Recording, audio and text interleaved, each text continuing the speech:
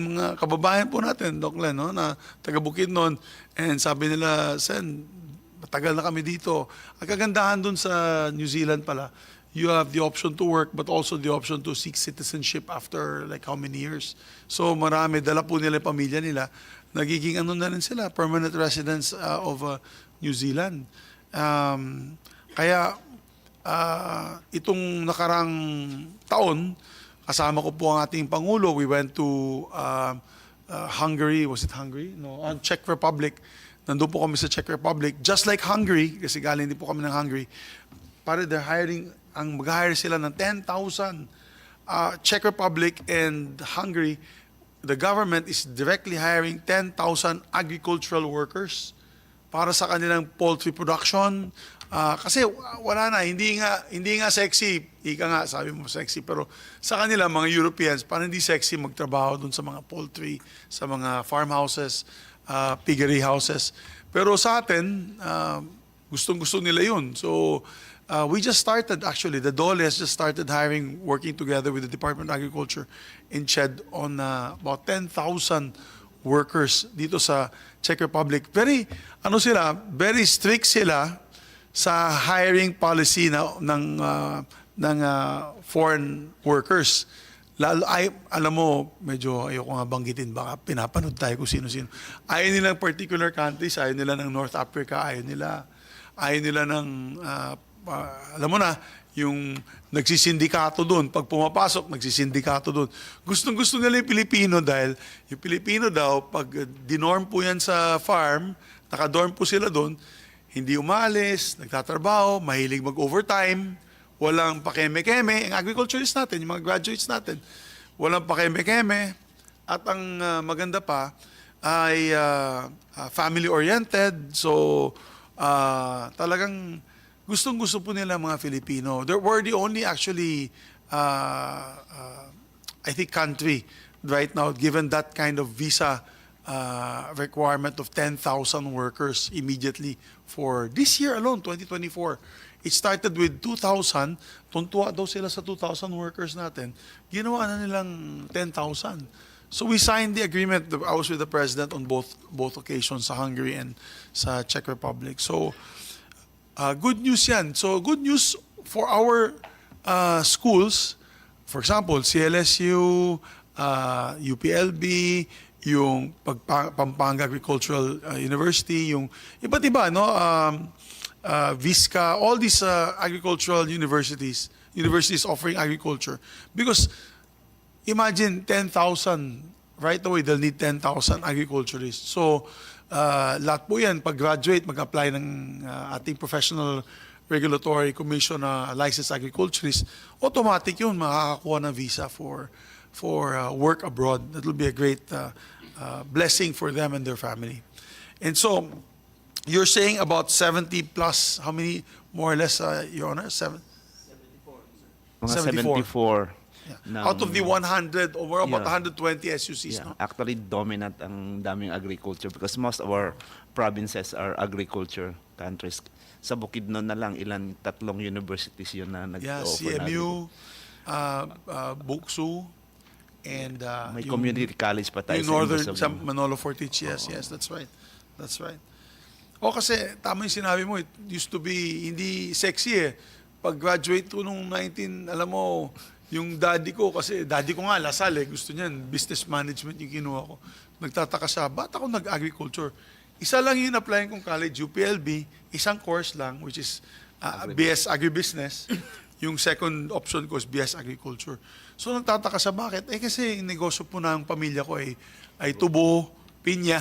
Sabi ko, bakit pa ako mag-aaral ng ibang kurso na babalik din ako sa Bukidnon para magtanim ng tubo at pinya.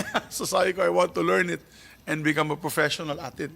But it was not sexy at that time kasi mga kasamahan ko, mga UP Diliman na business management, yung iba Lasal, business management, marketing, hotel and restaurant, yung mga finance, yan ang sikat nun, unless you want to be a professional.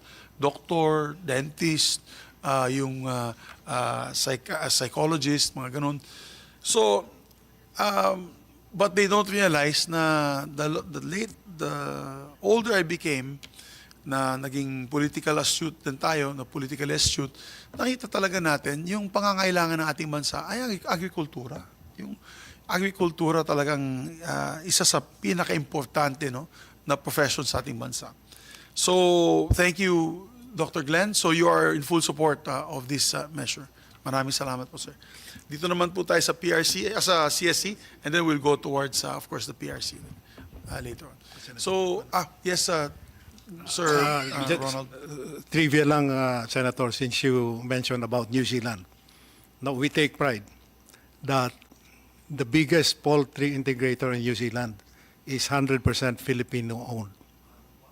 Yung Tigel, it is owned by the Bounty Group of the Philippines. Nag-invest pula sila doon, ang Bounty Group? Wow, that's great. In Tigel, that's the biggest poultry integration In in New Zealand. Dinala nyo yung technology doon. Yeah, nice. Galing. Very good. That's good to hear. That's good to hear. It's very good to hear. Dito naman sa bansa, I met last week yung CP Foods ng Thailand. They're trying to also become one of the biggest integrators dito sa Pilipinas, CP Foods. So maraming opportunity. I just want to put on the table, marami tayong opportunity. Kasi kala nila agriculturist, nagtatanim ng palay, yung may 1 hektarya na agrarian reform beneficiary. They're all very important. Pero in the industry itself, maraming oportunidad na. Maraming papasok dito na katulad ng CP Foods ng Thailand. They're building thousands of integrator farms. So kailangan pa talaga mag-hire ng tao na magagaling. And that's where we can professionalize this. So thank you, sir. Sir, Attorney Ronquillo, sa civil service naman po, ano po ang position po ninyo dito? Yes, magandang umaga, Mr. Chair, Senator Zubiri, and Senator Padilla. Good morning po. The CSC fully supports the bill, Mr. Chair. Let me just explain why the CSC issued that circular which identifies this position as merely optional instead of mandatory.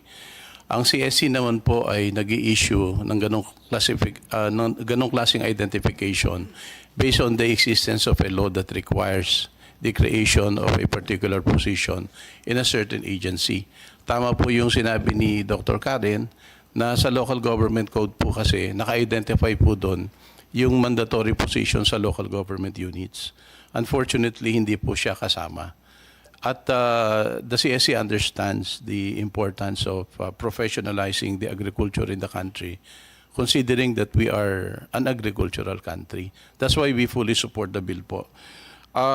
Nag-issue po kami noong 2013 ng another memorandum circular, kung meron po kayong kopya. At maliwanag po doon na sinasabi namin na for different positions that are involved in agriculture, ang education requirement po ay bachelor's degree in agriculture or other allied courses. Yun nga lang po, pagdating sa eligibility, ang pwede lang ho namin i-require ay relevant RA 1080 eligibility. Kasi nga ho, wala po tayong law that professionalizes the agriculturist position. So kung magkakaroon po tayo nito, then definitely, yan na po yung magiging requirement natin for any agriculturist position in any agency of the government na mayroong agriculturist position. Kaya kami po ay fully supportive of the bill and we join the others in thanking the Senate through the leadership of Senator Zubiri in the passage of this law. So sana po maging batas na ito para hindi na rin kami po yung masisi kung bakit optional siya. We'd like to assure you that we want also to consider this as mandatory, but our hands are tied. So and this law will help us grant your request to make this mandatory. Yun lang po, Mr. Chair. Thank you very much, Attorney Ronquillo. Actually, hindi naman kayo biniblame nila. Nung nag-uusap-usap kami, yan din sinabi ko sa kanila when I was in Los Baños. Was it LB or saan tayo or was it? PICC po, Senator. Sa PICC. Opo. Graduation ng isang... Oath-taking po ng mga oath-taking newly natin, registered. yeah. So, ang sabi ko nga, hindi naman po nila kasalanan kasi wala pa tayong batas na inaamenda yung ating local government code. Because once we pass this law, technically we're amending the local government code on this particular item, which is the licensed agriculturist.